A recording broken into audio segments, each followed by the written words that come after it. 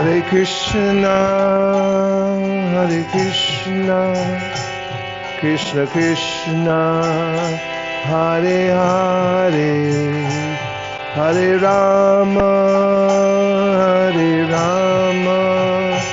Rama Rama, Hare Hare.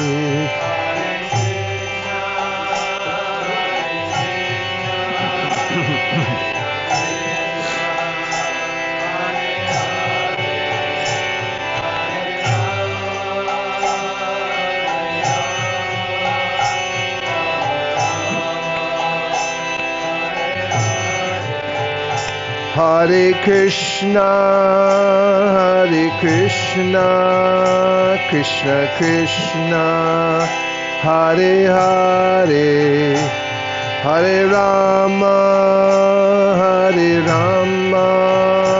Rama Rama, Hare Hare.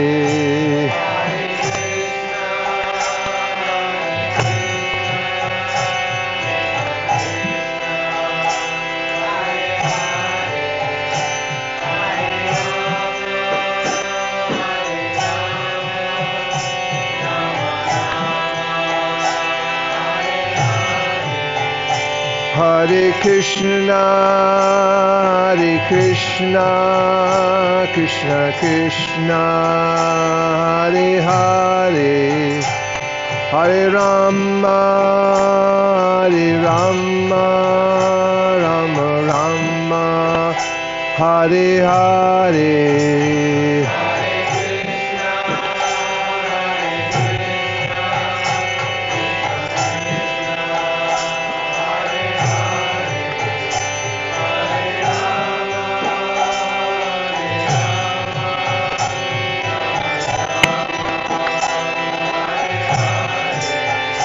Hare Krishna, Krishna Krishna, Hare Hare, Hare Rama, Rama Rama, Hare Hare.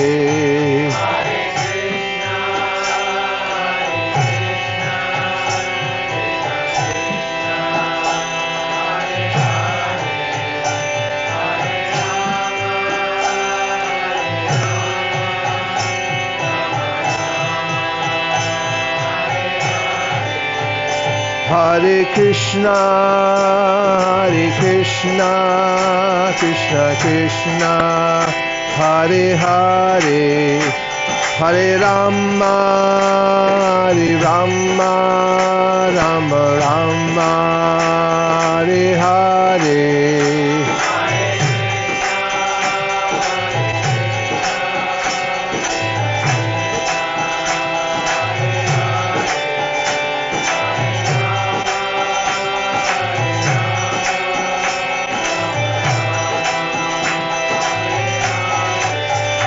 Hare Krishna, Krishna Krishna, Hare Hare, Hare Rama, Rama Rama, Hare Hare.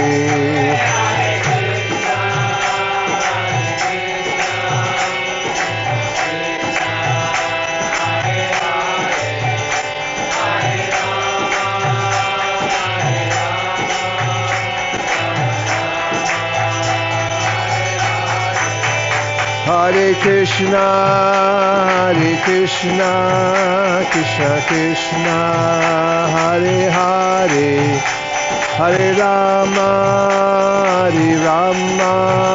Rama Rama, Hare Hare.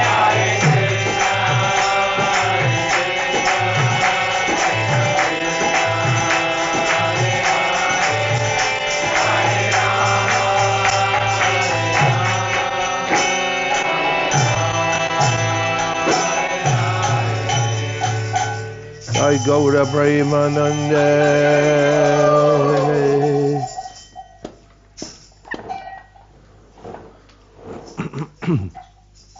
Welcome back, everyone.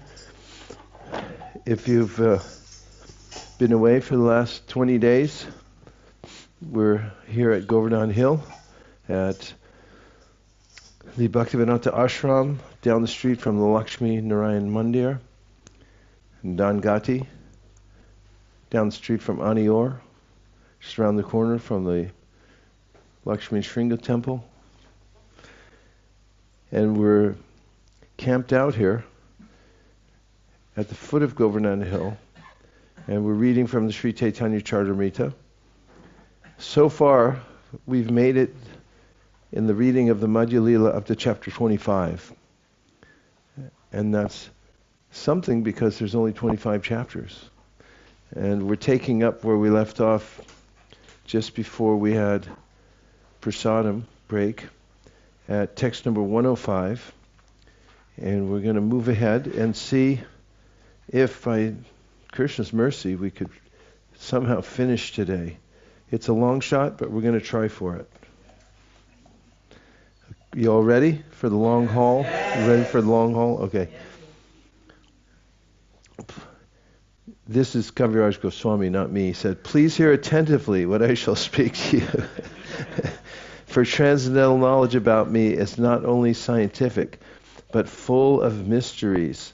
This is a quotation from Srimad Bhagavatam 2.9.31 for an explanation. See Adi Lila, chapter 1, text 51. "O Brahma, I shall explain all these truths to you. Since you are a living being, Jiva, without my explanation, you will not be able to understand your relationship with me, devotional activity, and life's ultimate goal."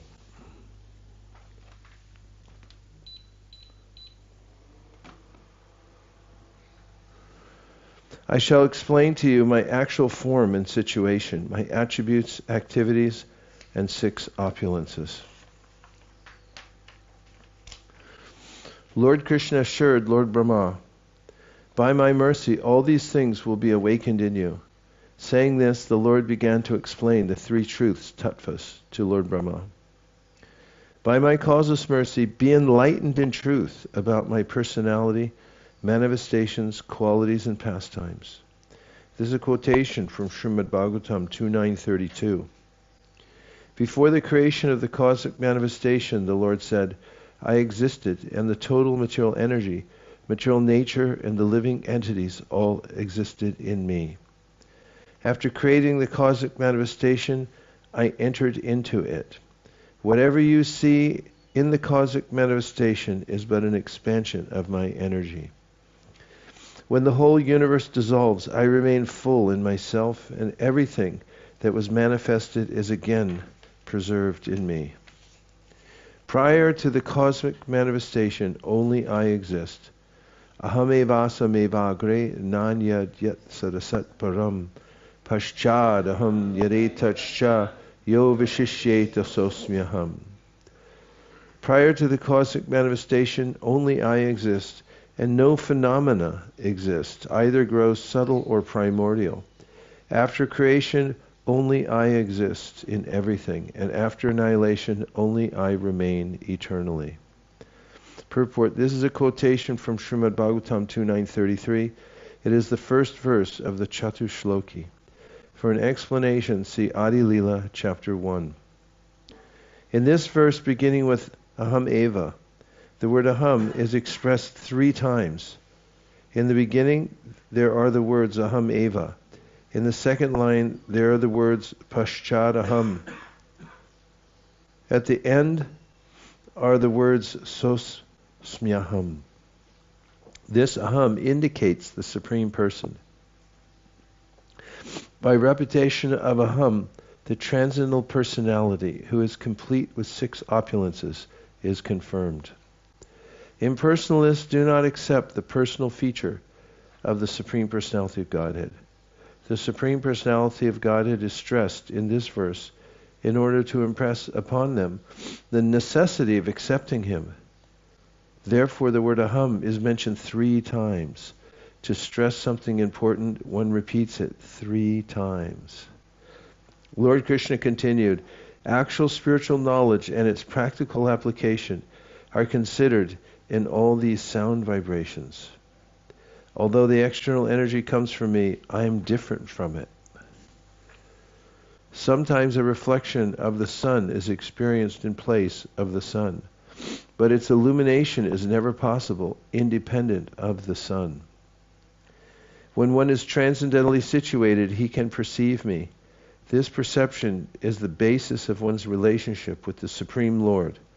Now let me further explain this subject matter.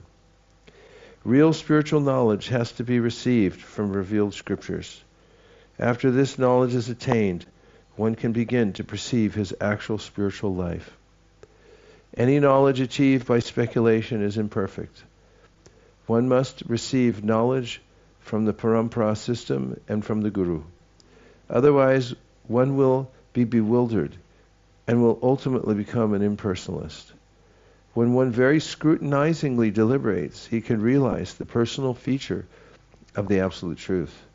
The Supreme Personality of Godhead is always transcendental to this material creation. Narayana Paro Vyaktat. Narayan, the Supreme Personality of Godhead, is always transcendental. He is not a creation of this material world. Without realizing spiritual knowledge, one cannot understand that the transcendental form of the Lord is always beyond the creative energy. The example of the sun and the sunshine is given. The sunshine is not the sun, but still the sunshine is not separate from the sun. The philosophy of Achintya Bhed Abhed Tattva, simultaneously one and different, cannot be understood by one who is fully under the influence of the external energy. Consequently, a person under the influence of the material energy cannot understand the nature and form of the personality of the Absolute Truth. Ratirtam yat pratiyeta na pratiyeta chatmani tadvidyad atmanomayam yatapaso yatatamaha.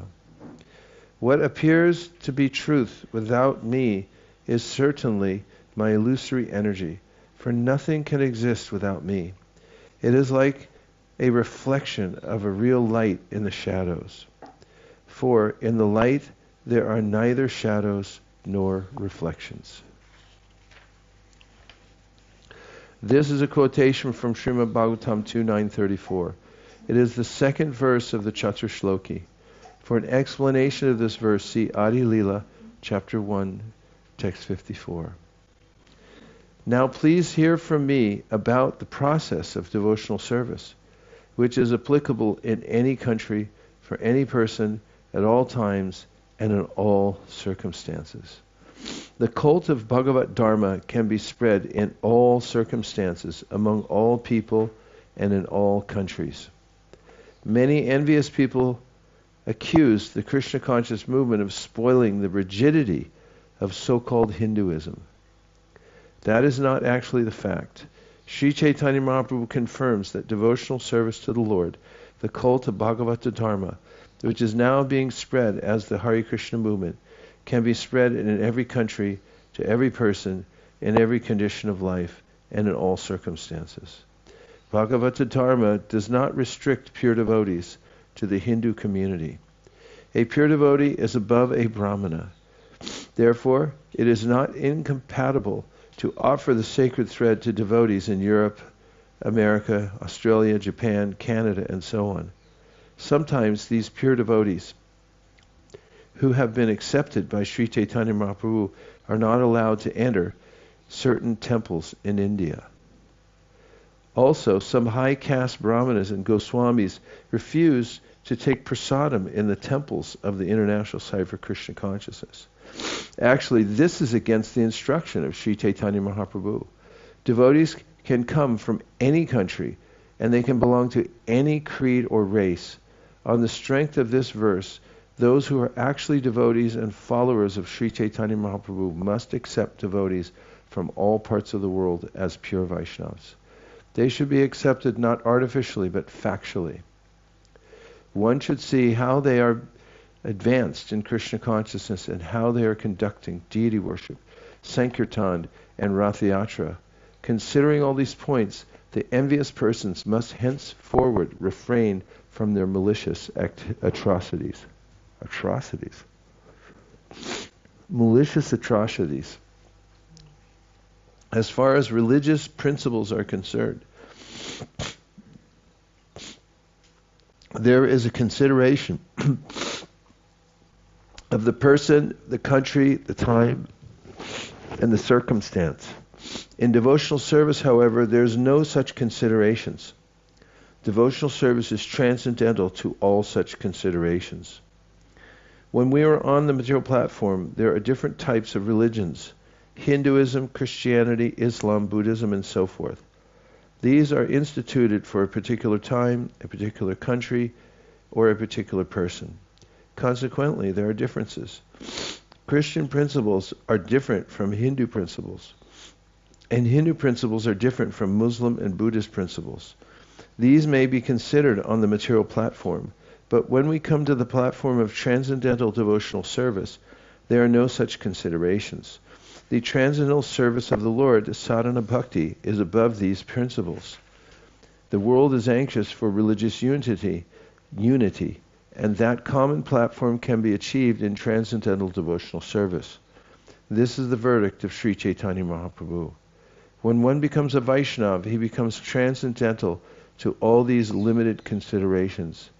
This is confirmed by Lord Krishna in the Bhagavad Gita 14:26. Mamja yo vyavicharena bhakti yogena sevate sagunan sampatityaitan pramabhuyaya kolpate. One who engages in full devotional service, unfailing in all circumstances, at once transcends the modes of material nature and thus comes to the level of Brahman.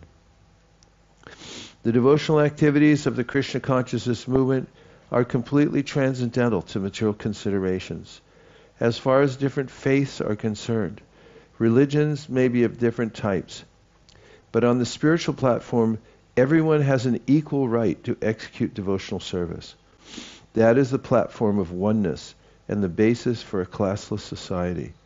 In his Amrita Pravaha Bhashya, Srila Bhaktivinoda Thakur confirms that one has to learn from a bona fide spiritual master about religious principles, economic development, sense gratification, and ultimately liberation. These are the four divisions of regulated life, but they are on the material platform. On the spiritual platform, the four principles are Gyan, Vigyan, Tadanga, and Tadrahasya. Rules, regulations, and restrictions are on the material platform.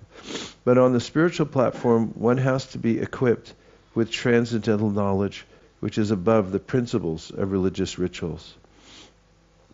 Mundane religious activity is known as Smarta Vidhi, but transcendental devotional service is called Goswami Vidhi. Unfortunately, many so-called Goswamis are on the platform of Smarta Vidhi, yet they try to pass as Goswami Vidhi, and thus the people are cheated. Goswami Vidhi is strictly explained in Sanatana Goswami's Hari Bhakti Vilas, wherein it is stated, Yata Kanchanatam Nyati, Kamsyam Rasa Vidanata, Tata Diksha Vidanena Dvija Tvam Jayatendranam. By chemical manipulation, bell metal is turned into gold when touched by mercury. Similarly, when a person is properly initiated, he can acquire the qualities of a brahmana. The conclusion is that devotional service is open for everyone, regardless of caste, creed, time, and country. This Krishna consciousness movement is functioning according to this principle.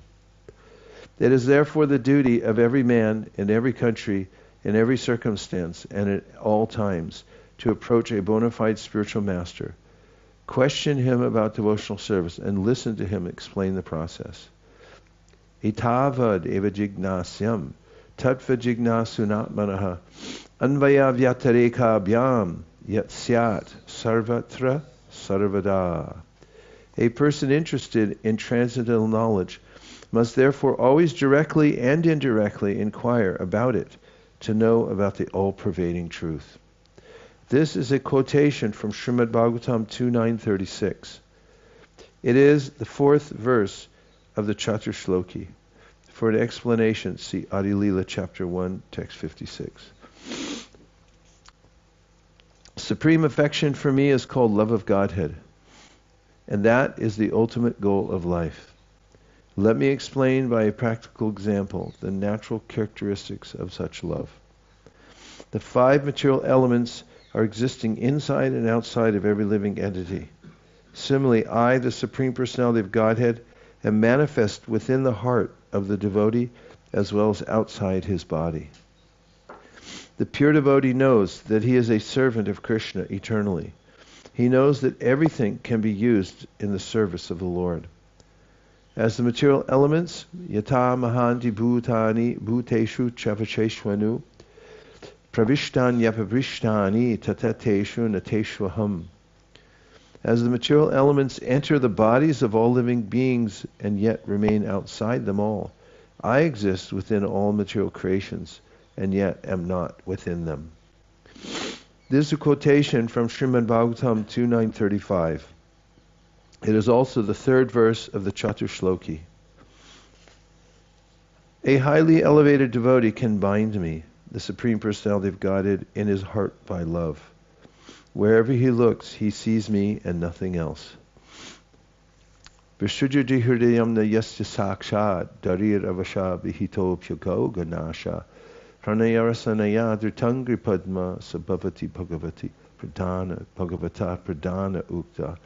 Hari, the Supreme Personality of Godhead, who destroys everything inauspicious for his devotees, does not leave the hearts of his devotees, even if they remember him and chant about him inattentively.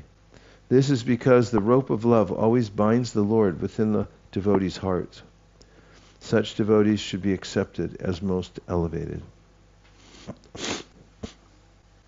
That's from 11.255. Sarva bhuteshu pashyad bhagavat bhavamatmanaha bhutani bhagavat yatmani esha bhagavatotama. A person advanced in devotional service sees within everything the soul of all souls, the Supreme Personality of Godhead, Sri Krishna. Consequently, he always sees the form of the Supreme Personality of Godhead as a cause of all causes and understands that all things are situated in him. All the gopis assembled to chant the transcendental qualities of Krishna very loudly, and they began to wander from one forest to another like mad women. They began to inquire about the Lord, who is situated in all living entities, internally and externally. Indeed, they even asked all the plants and vegetables about him, the Supreme Person. Purport: this is a quotation from Srimad Bhagavatam 10.30.4. The gopis almost went mad due to Krishna suddenly leaving the rasa dance. Because the gopis were fully absorbed in thoughts of Krishna, they were imitating his different postures and pastimes. They became very much saddened because of his absence, and this incident is explained by Shukadeva Goswami to Maharaj Parikshit. Sri Chaitanya Mahaprabhu continued, thus one's relationship with the Lord, activities in devotional service, and the attainment of the highest goal of life, love of Godhead, are the subject matters of Srimad Bhagavatam. Vadanti tattvavidas tattvam yajnanamadvayam prameti paramatmeti bhagavan iti shabdyate. The absolute truth is known by the self-realized souls as a unified identity known by different names. A unified identity known by different names. Impersonal Brahman, localized Paramatma, and Bhagavan, Supreme Personality of Godhead. Obviously from 1 to 11 Bhagavatam. Before the cosmic manifestation was created, the creative propensity was merged in the Supreme Lord's person. At that time, all potencies and manifestations were preserved in his personality. The Lord is the cause of all causes, and he is the all-pervading, self-sufficient person. Before the creation, he existed with his spiritual potency in the spiritual world, wherein various Vaikuntha planets are manifested. Ete chamsha kalapumsa krishnastu bhagavan swayam indrari vyakulam lokam vridayanti yuge yuge. All these incarnations of Godhead are either plenary portions or parts of the plenary portions of the Purusha avatars. But Krishna is the Supreme Personality of God in himself. In every age he protects the world through his different features when the world is disturbed by the enemies of Indra. Bhagavatam 1.3.28. This is one's eternal relationship with the Supreme Personality of Godhead. Now please hear about the execution of devotional service. This principle pervades each and every verse of Srimad Bhagavatam. Bhaktyaham ekaya grahya shradhayatma priyasatam bhakti punati manishta shwapakan apisambhavat. Lord Krishna said, being very, very dear to the devotees and sadhus, I am attained through unflinching faith and devotional service. This bhakti yoga system, which gradually increases attachment for me, purifies even a human being born among dog eaters. This is to say, everyone can be elevated to the spiritual platform by the process of bhakti yoga. Nasariyati mam yogo na sankyam dharma uddhava na swadhyayas tapastyago yata bhaktir mamorjita. The Supreme Personality of God, Krishna, said, my dear Uddhava, neither through Ashtanga Yoga, the mystic yoga system to control the senses, nor through impersonal monism, or an analytical study of the Absolute Truth, nor through study of the Vedas, nor through austerities, charity, or acceptance of sannyas, can one satisfy me as much as by developing unalloyed devotional service unto me. Bhayam dvitiya binibesha tasyad ishad apetasya viparyo smriti tamayato buddha abhajet tam bhaktyayika yesha sham gurudeva tatma. When the living entity is attracted by the material energy which is separate from him, he is overpowered by fear. Because he is separated from the Supreme Personality of Godhead by the material energy, his conception of life is reversed. In other words, instead of being the eternal servant of Krishna, he becomes Krishna's competitor. This is called viparya smriti. To nullify this mistake, one who is actually learned and advanced worships the Supreme Personality of Godhead as his spiritual master, worshipful deity and source of life. He thus worships the Lord by the process of unalloyed devotional service. Srimad Bhagavatam 11.2.37. Now hear from me what actual love of Godhead is. It is the prime object of life and is symptomized by bodily trembling, tears in the eyes, chanting and dancing. Smarantas, this is the verse we started with, remember?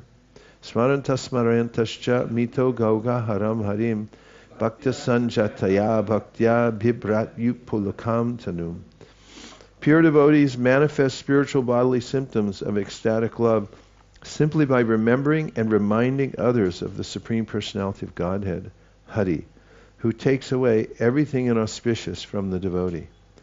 This position is attained by rendering devotional service according to the regulative principles and then rising to the platform of spontaneous love. 11.3.31. Evam vratasva priyanama kirtya Jatara rogo trutachitta uchai asatyato rodati rautikayatun madhavan nrityati lokabayaha. When a person is actually advanced and takes pleasure in chanting the holy name of the Lord who is very dear to him, he is agitated and loudly chants the holy name. He also laughs, cries, becomes agitated, and chants like a madman, not caring for outsiders. Bhagavatam 11.2.40. Srimad Bhagavatam gives the actual meaning of the Vedanta Sutra. The author of the Vedanta Sutra is Vyasadeva, and he himself explained those aphorisms in the form of Srimad Bhagavatam. Arto yam brahmasutranam bharatart vinarnaya Gayatri Pasha Ruposa Vedartha Paririmrita Purananam Samarupa Sakshad Bhagavato Dita Dvadasha Skanda Yukto Yam Shata Vicheda Samyuta Grantos Dadasha Sahasra Srimad Bhagavatadibi Srimad Bhagavatadbida. The meaning of the Vedanta Sutra is present in Srimad Bhagavatam. The full purport of the Mahabharata is also there. The commentary of the Brahma Gayatri is also there and fully expanded with all Vedic knowledge.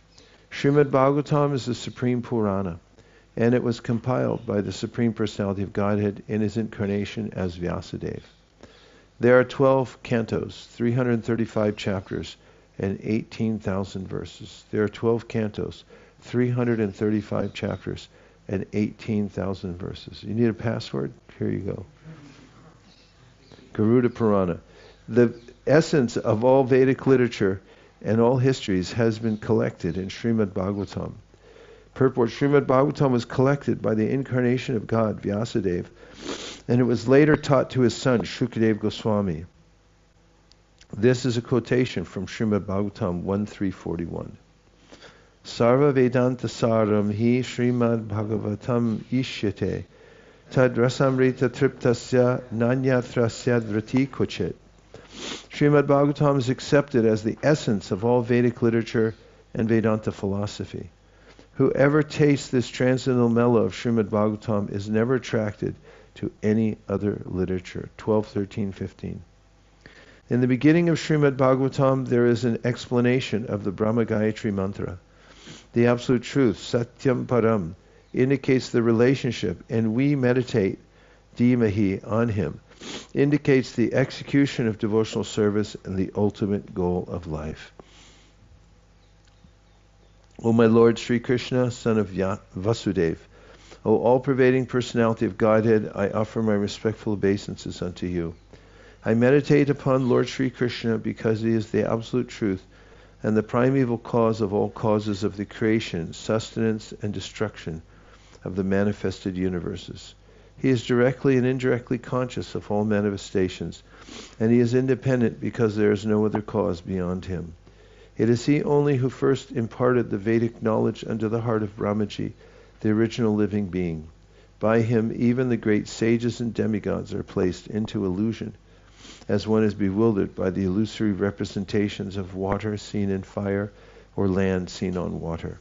Only because of him do the material universes, temporarily manifested by the reactions of the three modes of material nature, appear factual, although they are unreal. I therefore meditate upon him, Lord Sri Krishna, who is eternally existent in the transcendental abode, which is forever free from the illusory representations of the material world. I meditate upon him, for he is the absolute truth. Completely rejecting all religious activities which are materially motivated, this Bhagavata Purana propounds the highest truth, which is understandable by those devotees who are fully pure in heart. The highest truth is reality distinguished from illusion for the welfare of all. Such truth uproots the threefold miseries. This beautiful Bhagavatam, compiled by the great sage Vyasadeva in his maturity, is sufficient in itself for God realization. What is the use of any other scripture? As soon as one attentively and submissively hears the message of Bhagavatam, by this culture of knowledge the Supreme Lord is established within his heart. Srimad Bhagavatam gives direct information of the mellows derived from service to Krishna. Therefore, Srimad Bhagavatam is above other Vedic literatures. Nagama kalpataror galitam palam shukamukad amrita drava samyutam pibata bhagavatam rasam alayam mahuraho rasika bhuvi bhavukaha. The Srimad Bhagavatam is the essence of all Vedic literatures, and is considered the ripened fruit of the wish-fulfilling tree of Vedic knowledge. It has been sweetened by emanating from the mouth of Shukadeva Goswami. You who are thoughtful and who relish mellows should always try to taste this ripened fruit. O thoughtful devotees, as long as you are not absorbed in transcendental bliss, you should continue tasting this Srimad Bhagavatam. And when you are fully absorbed in bliss, you should go on tasting its mellows forever. We never tire. Swayam tu navritriptama uttama shloka vikrame yat shrinvatam rasa jnanam swadu swadu pade pade. We never tire of hearing the transcendental pastimes of the personality of Godhead, who is glorified by hymns and prayers. Those who enjoy association with him relish hearing of his pastimes at every moment. This is a quotation from Srimad Bhagavatam 1.1.19. Sri Chaitanya Mahaprabhu advised Prakashananda Saraswati, study Srimad Bhagavatam very scrutinizingly. Then you'll understand the actual meaning of the Brahma Sutra. Sri Chaitanya Mahaprabhu continued, always discuss Srimad Bhagavatam and constantly chant the holy name of Lord Krishna. In this way you will be able to attain liberation very easily, and you will be elevated to the enjoyment of love of Godhead. Srila Bhaktisiddhanta Saraswati Thakur states that without studying Srimad Bhagavatam, one cannot understand the purport of the Brahma Sutra, Brahma Vedanta Sutra, or the Upanishads. If one tries to understand Vedanta philosophy and the Upanishads without studying Srimad Bhagavatam, one will be bewildered, and construing a different meaning will gradually become an atheist or an impersonalist. Brahma bhuta prasannatma nashochati nakangshati samak sarveshu bhuteshu madbhaktim labhate param. One who is thus transcendently situated at once realizes the Supreme Brahman and becomes fully joyful. Oh. Okay, 154.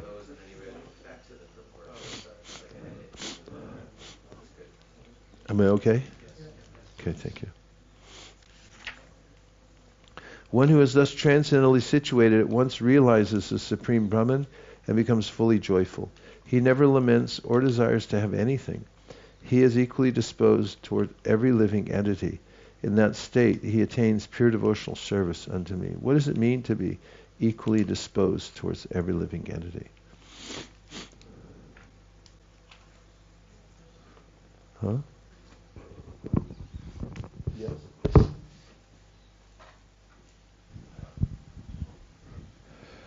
My thought is there's no grudges. There's no biases. Everyone is a fit candidate of being treated with honor and respect. That's my understanding. What does it feel like? How does it feel?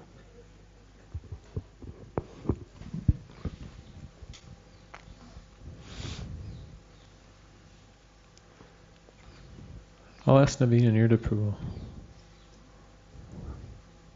I'm onto drugs. He's on drugs, okay.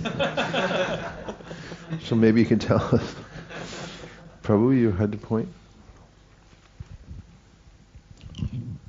This Brahmabhuta is similar to 5:19 Vidyavanay Sampanne Brahmanika Vayasani Sune Ucheva Sapakcha Pandita Samadarshana. He is able to see every living entity as a spirit soul. So in that way he respects everyone because he has that vision. He is able to see himself as a spirit soul, and that's why he is able to see others also like that. Thank you. It's a very useful and helpful cross-reference. Even a liberated soul merged in the impersonal... This is the fourth time. I mean, this verse comes in a lot.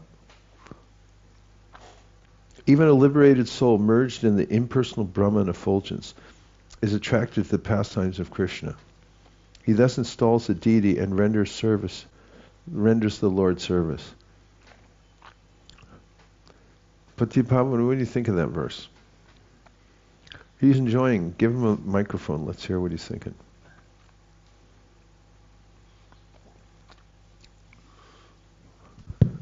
It brings to mind the 3-part seminar His Grace Radhikar Mahaprabhu did at ISV, and they're analyzing and refuting Mayavad philosophy, and at the end he discusses how even the Mayavadis are so attracted to this bhakti movement, and that he quotes one Mayavadi who wrote a prayer describing a blue effulgence which is running around in the land of Vrindavan. So even they can't escape it, although their intelligence is still not pure, but they have that desire. It just strikes me, in my mind's eye, when I hear about being merged in the effulgence, I think of a soul homogeneously mixed in. It's like, how is he going to install a deity in front of Krishna there? He might stand out and disturb the other souls there. That's from Shankaracharya's commentary on the Nrsimha Tapani Upanishad, in case anybody wants to know, and quote this verse as much as Lord Chaitanya does. Shukadeva Goswami addressed Parikshit Maharaj, "My dear king, although I was fully situated in the transcendental position, I was nonetheless attracted to the pastimes of Lord Krishna. Therefore I studied Srimad Bhagavatam from my father.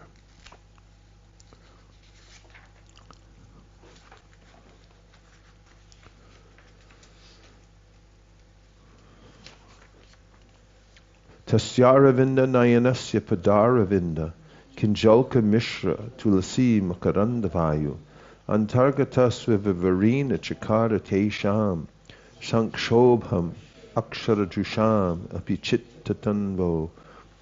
When the breeze carrying the aroma of tulsi leaves and saffron from the lotus feet of the personality of Godhead entered through the nostrils into the hearts of those sages, the Kumaras, they experienced a change in both body and mind, even though they were attached to the impersonal Brahman understanding.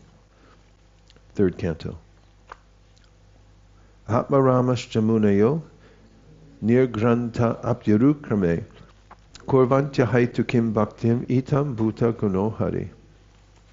Those who are self-satisfied and unattracted by external material desires are also attracted to the loving service of Sri Krishna, whose qualities are transcendental and whose activities are wonderful.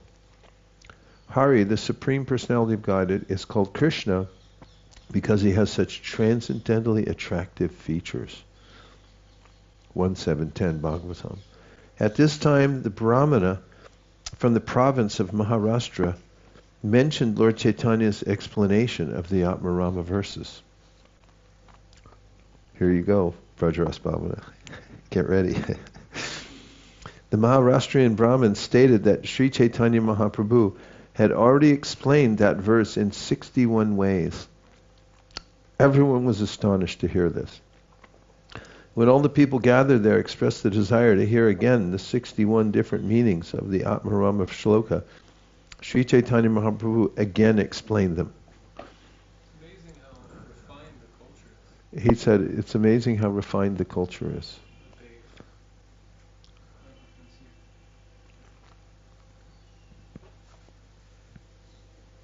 It's amazing how refined the culture is that they find that explanation to be so fascinating that they want to hear it over and over again. Because as we were saying yesterday, it can be tedious, but we came to a conclusion, so it was enlivening. But it's amazing that it's just...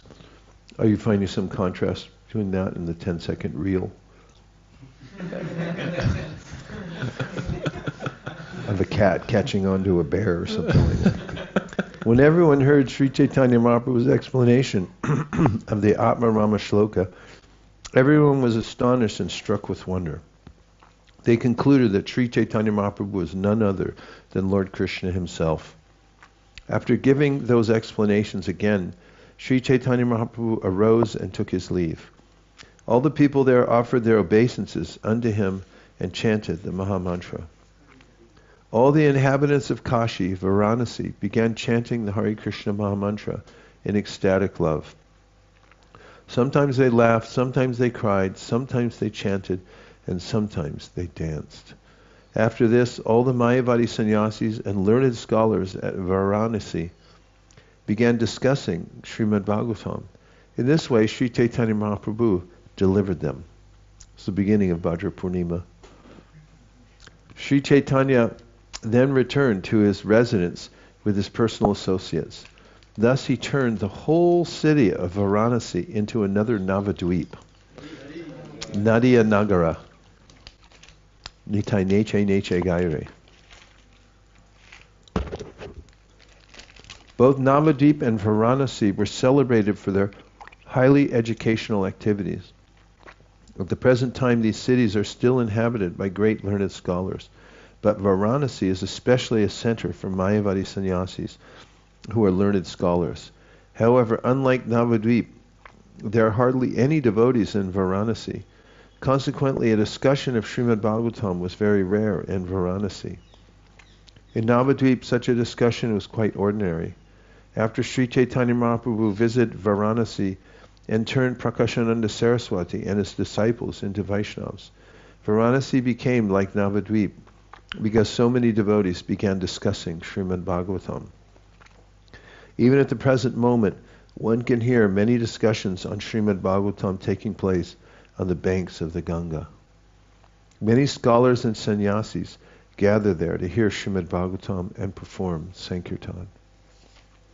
Among his own associates, Sri Chaitanya Mahaprabhu laughingly said, "I came here to sell my emotional, ecstatic love. Although I came to Varanasi to sell my goods, there were no customers, and it appeared necessary for me to carry them back to my own country. All of you were feeling unhappy that no one was purchasing my goods, and that I would have to carry them away. Therefore, by your will only, I have distributed them without charging." When we began distributing the message of Sri Chaitanya Mahaprabhu in the Western countries, when we began distributing the message, royal we, when we began distributing the message of Sri Chaitanya Mahaprabhu in the Western countries, a similar thing happened. In the beginning, we were very much disappointed for at least 1 year because no one came forth to help this movement. But by the grace of Sri Chaitanya Mahaprabhu, some young boys joined this movement in 1966. Of course, we distributed Sri Chaitanya Mahaprabhu's message of the Hare Krishna Maha Mantra without bargaining or selling. As a result, this movement has spread all over the world. With the assistance of European and American boys and girls, we therefore pray for all the blessings of Sri Chaitanya Mahaprabhu upon all the devotees in the Western world who are spreading this movement.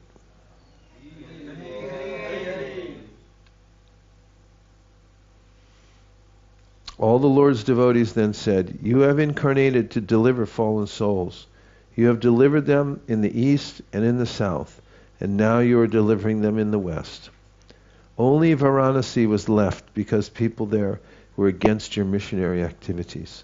Now you have delivered them, and we are all very happy." After the news of these events was broadcast, everyone from the surrounding neighborhoods began to pour in to see Sri Chaitanya Mahaprabhu. Hundreds of thousands of people came to see Sri Chaitanya Mahaprabhu. There was no counting the number because the Lord's residence was very small. Not everyone could see him. When Sri Chaitanya Mahaprabhu went to take his bath in the Ganges and to see the temple of Vishveshvara, people would line up on both sides to see the Lord. When Sri Chaitanya Mahaprabhu passed by the people, he would raise his arms and say, "Please chant Krishna, please chant Hari." All the people received him by chanting Hare Krishna, and they offered their respects to him by this chanting. In this way, for 5 days, Sri Chaitanya Mahaprabhu delivered the people of Varanasi. Finally, on the next day, he became very eager to leave. After rising very early on the 6th day, Sri Chaitanya Mahaprabhu started to leave, and 5 devotees began to follow him. These 5 devotees were Tapan Mishra, Raghunath, the Maharashtrian Brahmin, Chandrasekhar, and Paramananda Kirtaniya. These 5 wanted to accompany Sri Chaitanya Mahaprabhu to Jagannath Puri, but the Lord attentively bade them farewell. Sri Chaitanya Mahaprabhu said, "If you want to see me, you may come later, but for the time being I shall go alone through the Jarikanda forest." Sri Chaitanya Mahaprabhu advised Sanatana Goswami to proceed toward Vrindavan, and he informed him that his 2 brothers had already gone there. Sri Chaitanya Mahaprabhu told Sanatana Goswami, "All my devotees who go to Vrindavan are generally very poor. They each have nothing with them but a torn quilt and a small water pot. Therefore, Sanatan, you should give them shelter and maintain them." Following in the footsteps of Sri Chaitanya Mahaprabhu, we have constructed temples in both Vrindavan and Mayapur, Navadvip, just to give shelter to the foreign devotees coming from Europe and America. Since the Hare Krishna movement started, many Europeans and Americans have been visiting Vrindavan, but they have not been properly received by any ashram or temples there. It is the purpose of the International Society for Krishna Consciousness to give them shelter and train them in devotional service. There are many tourists eager to come to India to understand India's spiritual culture, and the devotees in our temples, both in Vrindavan and in Navadvip should make arrangements to accommodate them as far as possible. After saying this, Sri Chaitanya Mahaprabhu embraced them all and began to proceed on his way, and they all fainted and fell down. After some time, all the devotees got up and returned to their homes, very much grief-stricken. Sanatana Goswami proceeded toward Vrindavan alone. When Rupa Goswami reached Mathura, he met Subhuti Roy on the banks of the Jamuna at a place called Dhruva Ghat. Formerly, Subhuti Roy had been a big landholder in Godadesh, Bengal. Sayyada Hussain Khan was then a servant of Subhuti Roy. Subhuti Roy put Hussain Khan in charge of digging a big lake, but once finding fault with him, he struck him with a whip. Later, Hussain Khan somehow or other was appointed Nawab by the central Muslim government. As a matter of obligation, he increased the opulence of Subhuti Roy. Later, when the wife of Nawab Sayyada Hussain Khan saw the whip marks on his body, she requested him to kill Subhuti Roy.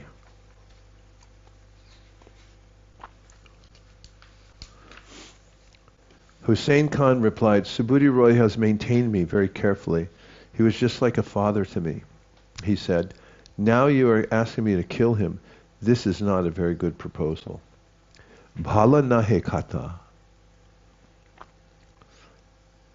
As a last alternative, the wife suggested that the Nawab take away Subhuti Roy's caste and turn him into a Muslim. But Hussain Khan replied that if he did this, Subhuti Roy would not live.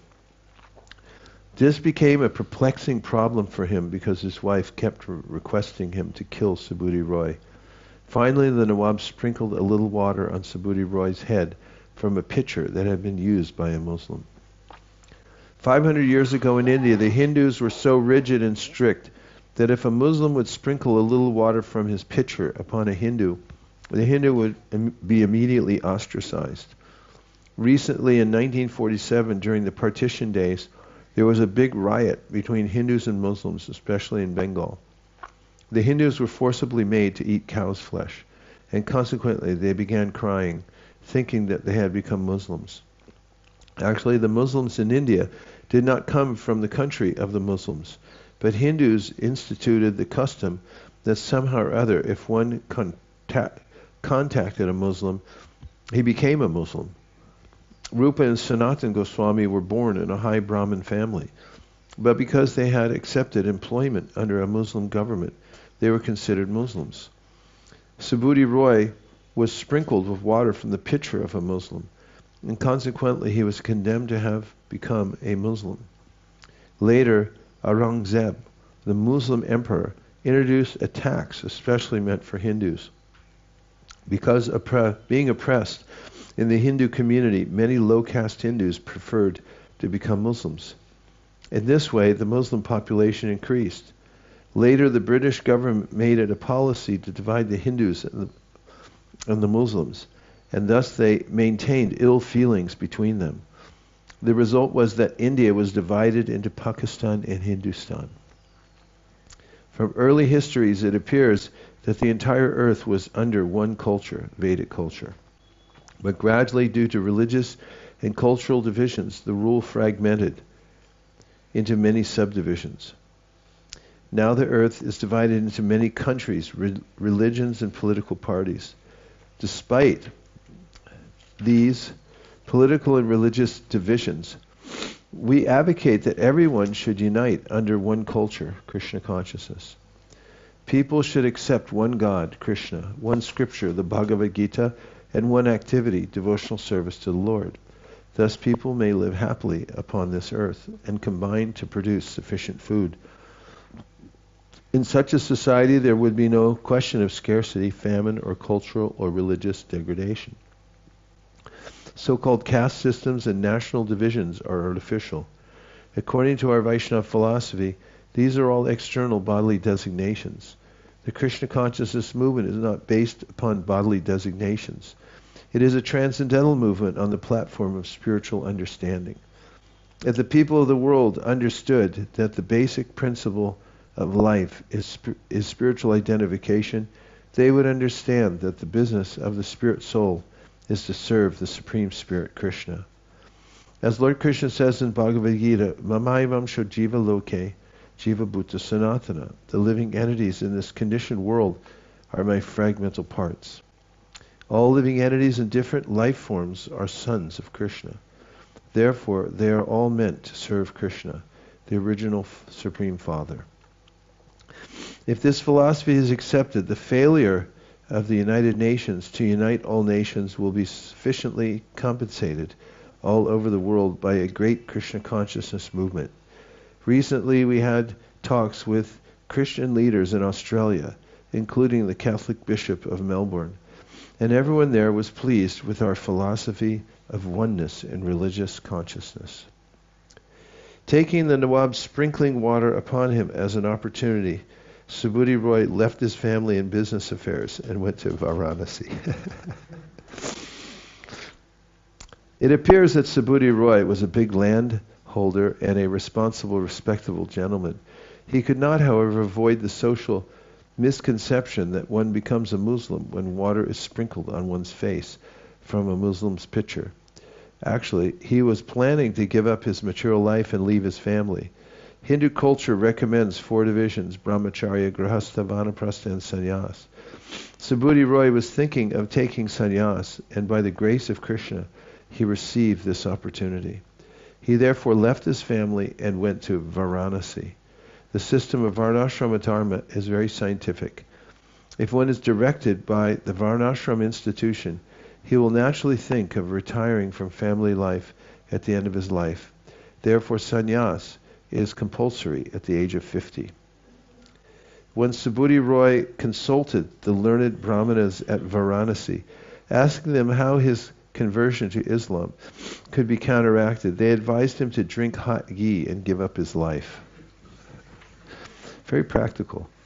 When Subhuti Roy consulted some other Brahmins, they told him that he had not committed a grievous fault, and that consequently he should not drink hot ghee and give up his life.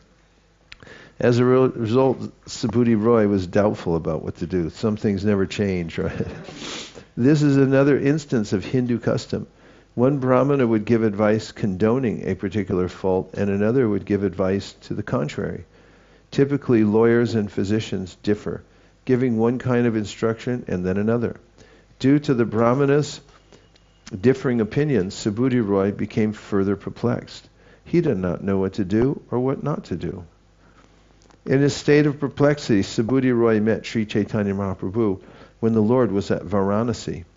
Subhuti Roy explained his situation and asked Sri Chaitanya Mahaprabhu what he should do. The Lord advised him, go to Vrindavan and chant the Hare Krishna mantra constantly.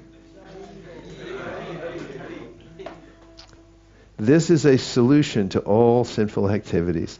In this age of Kali, everyone is perplexed by so many inconveniences, social, political, and religious, and naturally no one is happy. Due to the contamination of this age, everyone has a very short life. There are many fools and rascals who advise people to adopt this way of life or that way of life, but real liberation from life's perplexities means preparation for the next life. Tata dehantara praptir dhiras tatana muyati. One should be situated in his spiritual identity and return home back to Godhead. The simplest method for this is recommended herein by Sri Chaitanya Mahaprabhu. We should constantly chant the holy names of the Lord, the Hare Krishna Mahamantra. Following in the footsteps of Sri Chaitanya Mahaprabhu, the Krishna consciousness movement is recommending this process all over the world. We are saying, chant the Hare Krishna Mahamantra, be freed from all the complexities of life, and realize Krishna, the Supreme Personality of Godhead. Engage in his devotional service and perfect your life so that you can return home back to Godhead. Sri Chaitanya Mahaprabhu further advised Subhuti Roy, begin chanting the Hare Krishna mantra, and when your chanting is almost pure, all your sinful reactions will go away. After you chant perfectly, you will get shelter at the lotus feet of Krishna.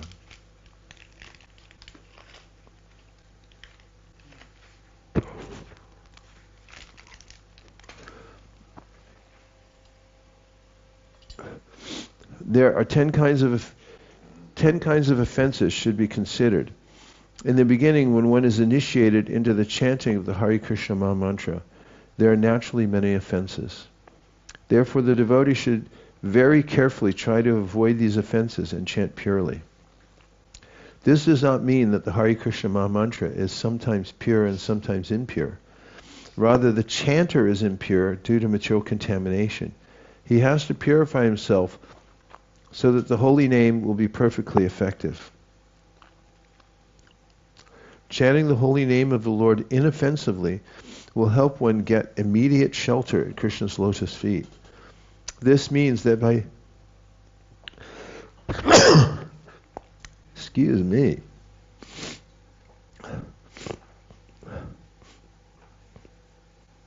We pause for station identification.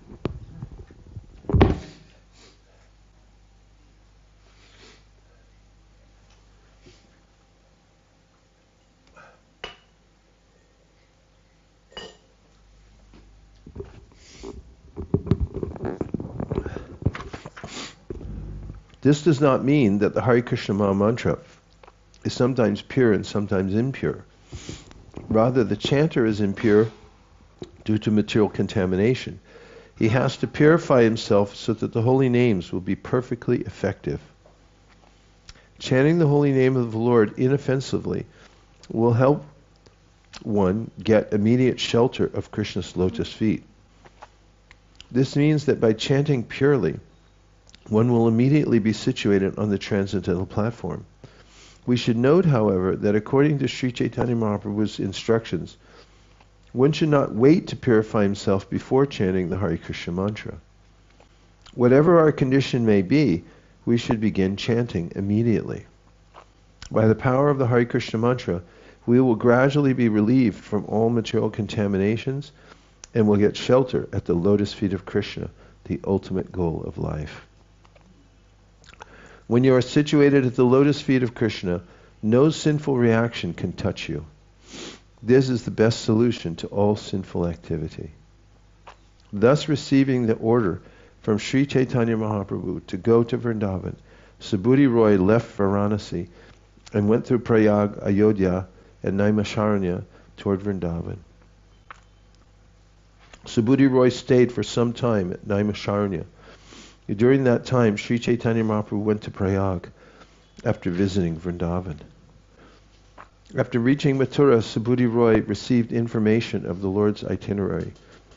He became very unhappy because he was not able to contact the Lord. Subhuti Roy would collect dry wood in the forest and take it to the city of Mathura to sell. For each load, he would receive 5 or 6 paisa. Earning his livelihood by selling dry wood, Subhuti Roy would live on only 1 paisa's worth of fried chickpeas, and he would deposit whatever other paisa he had with some merchant. In those days, there was no banking system like the one now found in Western countries. If one had excess money, he would deposit it with some merchant, usually a grocer. That was the banking system. Subhuti Roy would deposit his extra money with a mercantile man and spend it when necessary. When one is in the renounced order, saving money is not recommended. However, if one saves money for the service of the Lord or a Vaishnav, that is accepted. These are the dealings of Subhuti Roy, who is one of the confidential devotees of Sri Chaitanya Mahaprabhu. Sri Rupa Goswami also followed this principle by spending 50% of his money in order to serve Krishna through Brahmins and Vaishnavas. He gave 25% of his money to relatives and 25% he deposited in the custody of a merchant. These are the approved methods recommended in the Chaitanya Charitamrita. Whether in the renounced order or in the Grahastha order, a Vaishnava should follow these principles set forth by the previous acharyas.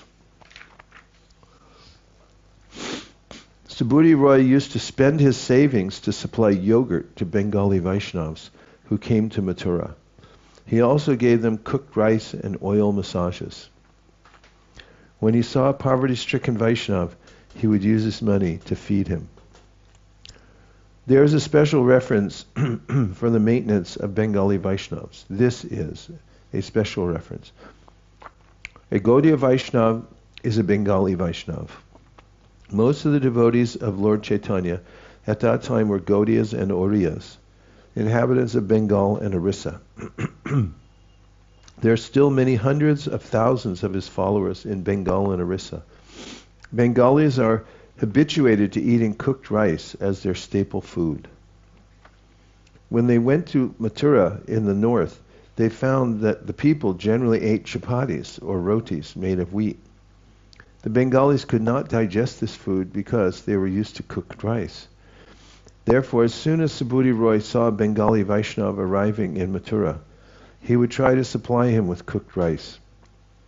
Bengalis are also accustomed to taking a massage with mustard oil. In any case, Subhuti Roy wanted to serve the Vaishnavas according to their needs. Therefore, he would supply yogurt to ease the digestion of food eaten in Mathura, particularly the chapatis and rotis made with wheat.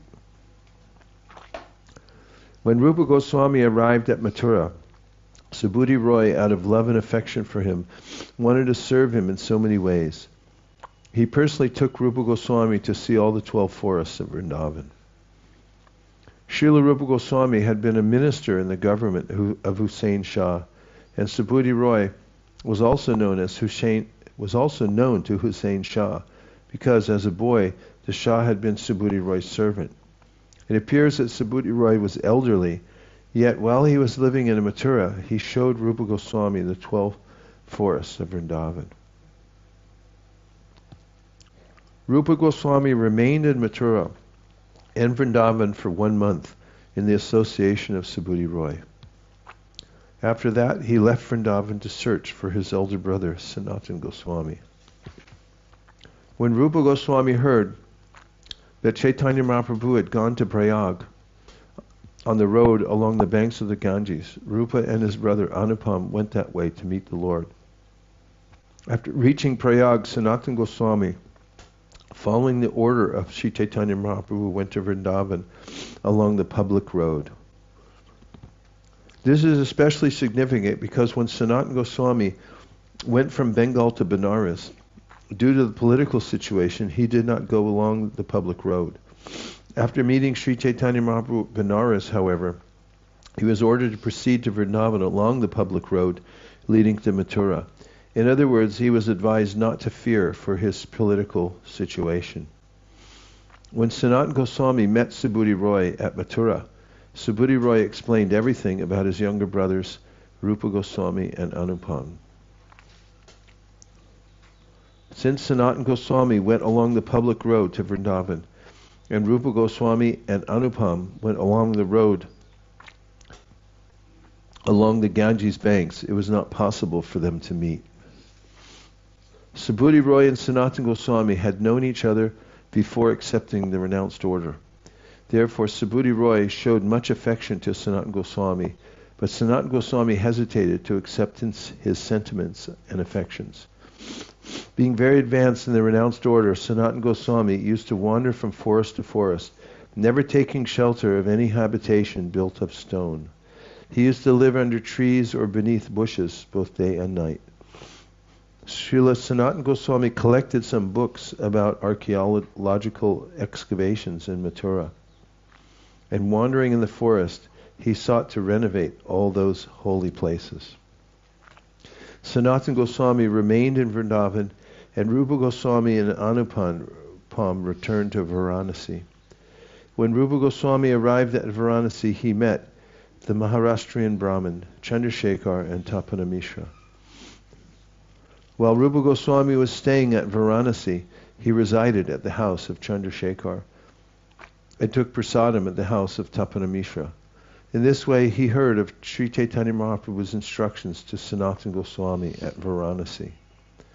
While staying at Varanasi, Rupa Goswami heard of all of Sri Chaitanya Mahaprabhu's activities. When he heard of his deliverance of the Mayavadi sannyasis, he became very happy. When Rupa Goswami saw that all the people of Varanasi respected Sri Chaitanya Mahaprabhu, he became very happy. He even heard stories from the general populace. After staying at Varanasi for about 10 days, Rupa Goswami returned to Bengal. In this way, I have described the activities of Rupa and Sanatan. We'll take a couple of reflections or questions. 3, 2, 1. Gopinath.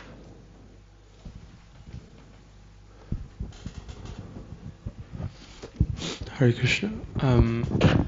When we were reading this section about Varanasi and the residents being so blissed out at the idea of seeing Mahaprabhu bathe in the Ganges and following him everywhere and this sort of thing, it reminded me a lot of Satsvarup Maharaj's book, Sri Chaitanya Daya. It's a translation of the diary entries of a couple, husband and wife, and whilst the husband is away from home, the wife sees Mahaprabhu come to the village, and she describes like such a beautiful rendition. It's just a translation of Mahaprabhu arriving and just hundreds of thousands of people coming and just destroying the village, basically. We're just running it over, and she's so like taken aback and so attracted by this. And from hundreds of meters away, she sees Mahaprabhu in the crowd, and she's just like so awestruck, and they become devotees, and it's just such a nice description. And I'd recommend it to other people. What's it called? Sri Chaitanya Daya by Satsvarup Maharaj. Sri Chaitanya Daya by Satsvarup Maharaj. It just encapsulates this. I was reminded, and this same mood is there, but bigger. Thanks for the suggestion. Devavrata, and then Patita Pavana. I would just like to advocate Sankirtan in Varanasi. It's an ecstatic experience. And when you're distributing books and doing Harinam there, the presence of Sri Chaitanya Mahaprabhu is very palpable. The way people respond to the kirtan, the way they respond to books. And it's just oceans of people practically. I mean, a manageable ocean. But it's people from all over India are there, people from all over the world go there. And it's just a Sankirtan paradise. So that's an advertisement on behalf of Varanasi Sankirtan. I would like to go to Varanasi. Patita Pavana, he's ready to go too. I was just wondering if there's any further information why Sanatana Goswami was hesitant to accept the gestures of Subodhi Roy. Was it simply because he was so renounced? It was in the context of his being renounced. He was lavishing him with bodily comforts. We want an oil massage. Would you like some yogurt and stuff? And Sanatana Goswami was just like Mahaprabhu. He was very hesitant. The devotees were trying to give him stuff, and he would shun it, or try to anyway. The devotees would do workarounds to get him to take things because they wanted him to. They wanted to please the senses of the Supreme Personality of Godhead. And it's hard when he's a sannyasi. That's why devotees in Navadvip were so disappointed when Mahaprabhu took sannyas, because it makes it harder to offer sense gratification to the Lord once he's in that form. Okay, let's see. From the outside People's Party, we have a hand up, and it is Nitya Tarangani. Hare Krishna, Guru Maharaj. I just wanted to share my own reflection before I share online comments. When we are reading about Subodhi Roy, it just reminded me of my life before I met the devotees. Like there are so many confusions and so many perplexities that you will face, and once you get in touch with devotees and get instructions from the Shastra, the path, the life becomes much more clear and purposeful. Like, it just reminded me that, having that Subodhi Roy complex, suffering from Well, how about that. a few details?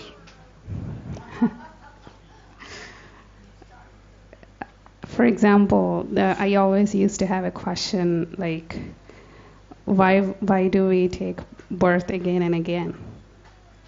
And nobody has given me an answer for that. I have approached my parents, my teachers, and everybody. They gave me answers, but not to I couldn't feel satisfied. But once I read Bhagavad Gita. Well, how did you get the Bhagavad Gita?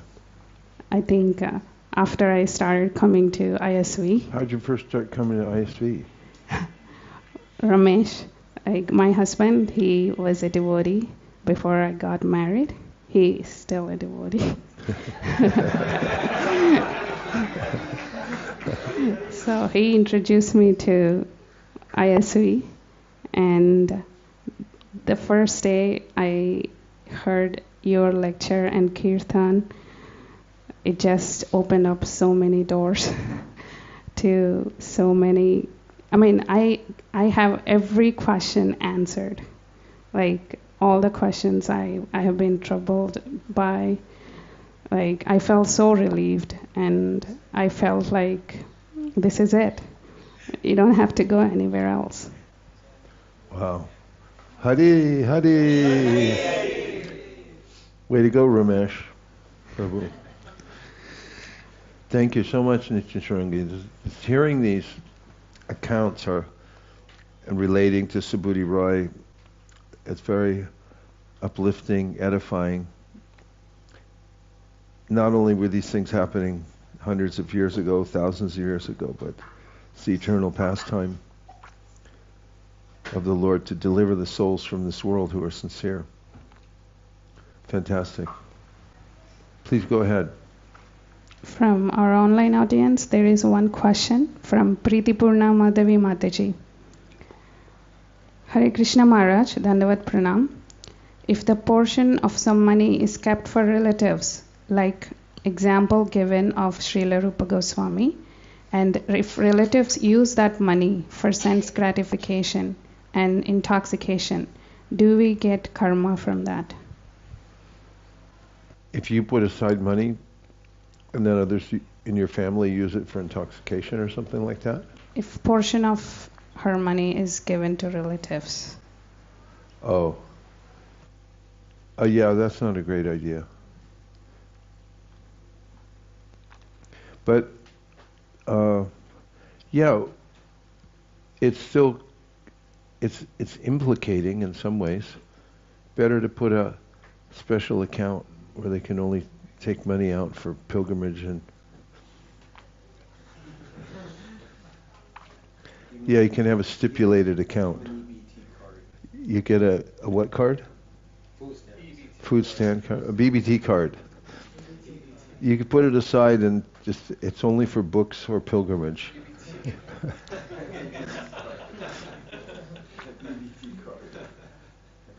It's so entangling, relatives, and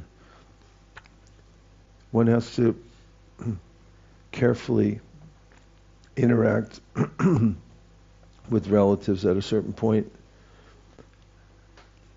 and it requires some diplomacy, says the Bhagavatam. End of 7th canto, Narada talks about cooperating at a certain point until one can be fully situated in devotional service. So understandably there's going to be complications, but any ways that you can be selective in the way money gets used, the better it is. Nira Kula Devi Dasi. This is more of a technical issue. You are reading from the book, and most of us are reading online. I'm reading from the database, and I have the purport for verse 153. I have a purport at 153, but you had that purport at 154. Yeah, there's been some, since the book was written, this book was published a long time ago. One of the originals. Let me look when this was published. Okay, so the online version is the most updated. Updated, yes. Okay, thank you. 1996. And only 3,000 copies. Because nobody was distributing Chaitanya Charitamrita back then. Now there's an upward trajectory. I was just showing the devotees at the ICC meeting the other day that the number of Chaitanya Charitamrita sets is steadily being distributed, steadily increasing around the world. It was tricky because we have Bhadra Purnima, and then right after that ends, there's the Live to Give campaign for Bhagavad Gitas, and that's an intense marathon traditionally. And then our marathon for Chaitanya Charitamrita starts on January 1st. And so trying to be careful because people could be a little resistant. We got a little pushback. People say, what are you guys always pushing for? Because we just finished one marathon, you're going to start another one? So we did a gentle campaign for a couple of years. And gradually people realized that Chaitanya Charitamrita is so desirable, and all you have to do is bring it out of the warehouse and make it visible and read it out loud to people, and everyone will want to have one and want their friends to have one too. So it's also catching on the Chaitanya Charitamrita. In any case, yeah, there's differences because of over time there are lots of the Chaitanya Charitamrita obviously was done in record amount of time, and all of the editing and the layout, and it's a miracle that they were able to do it. But as Pradyumna says in his Memories of Srila Prabhupada, Pradyumna was his chief Sanskrit editor. He said everybody knew they're going to have to go back and fix the mistakes right after they had published it because of the fact that it was done so quickly. So that's why over time you find slight variations in the editions. Anything else from the outside People's Party? 3, 2, 1. Hare Krishna Guru Maharaj, I have a technical question. Could you please explain the difference between plenary portion, expansion, incarnation, and avatar? Well, avatar is a general term. It means one who crosses down, comes from above and comes below. Plenary means full potency. Like when you have a plenary meeting, it means everybody's there. It's the full thing.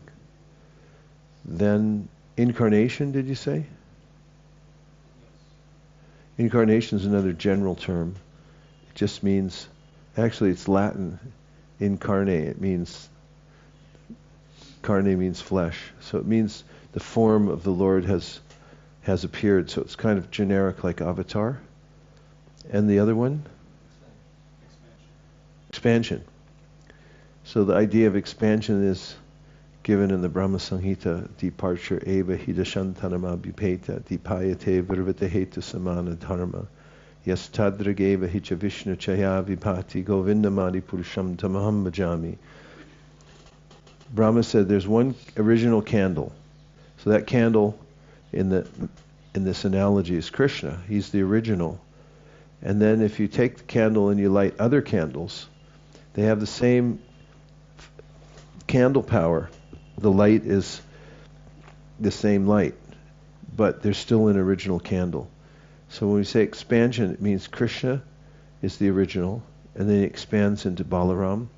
Balaram expands into the Chaturvyuha, and then Mahasankarshan, then the secondary Chaturvyuha, and then Mahavishnu, Garbhodakshay Vishnu, Kshirodakshay Vishnu, and then there are unlimited other expansions or incarnations or avatars of Krishna who come for various reasons. Some come as Leela avatars, some come as Yuga avatars, some are Manvantar avatars, some are, as we read earlier. So most of those terms are very generic, and that's generally what they mean, what I just said. But if you want to know the science more in a more detailed way, as we read earlier, you can get a copy of the Laghu Bhagavatamrita, which was written by Rupa Goswami, and if you have a lot of patience and you go through that, actually it's good as a reference book. You can read it all the way through if you really have some grit. So it's a very technical book, but all the technical questions are answered in that book.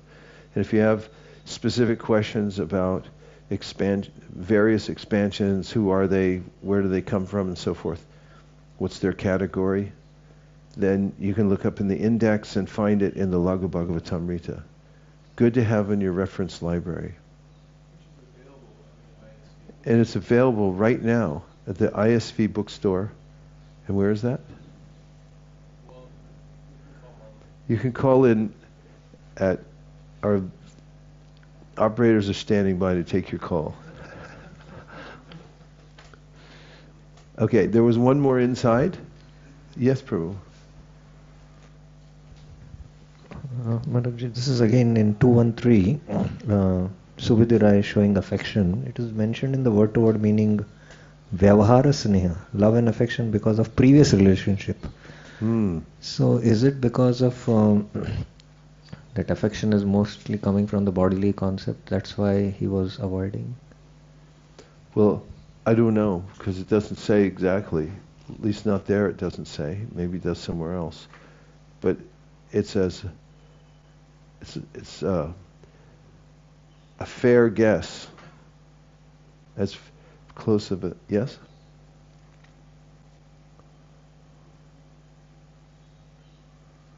One thought that I was having is that if Subhuti Roy was senior to Sanatana Goswami, sometimes in a relationship between a senior and a junior, if the senior is affectionate, sometimes the junior will be careful to not be as affectionate in response to the senior, even though the senior may be quite accommodating and embracing. So we have 3 reasonable guesses now. And I just point out that in hearing chanting sessions, it's so valuable when we come up with more questions, because when we discuss a point and we become more aware of it and we say, oh, we don't know exact answer because it wasn't in that text, it's always likely that it'll come up somewhere else.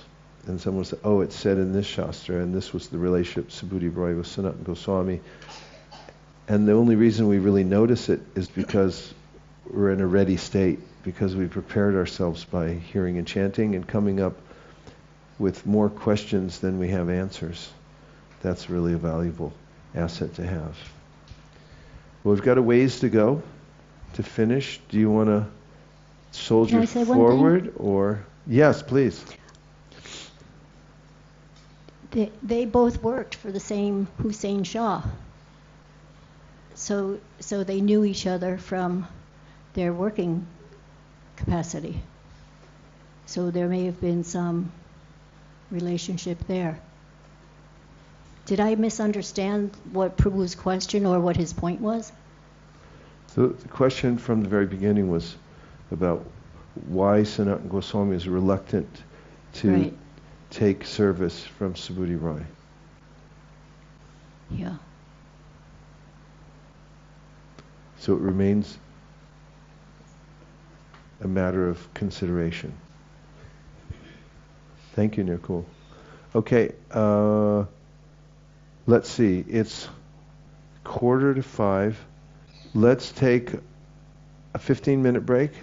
We'll come back here at 5 o'clock and see if we can push forward and finish the Madhya Lila.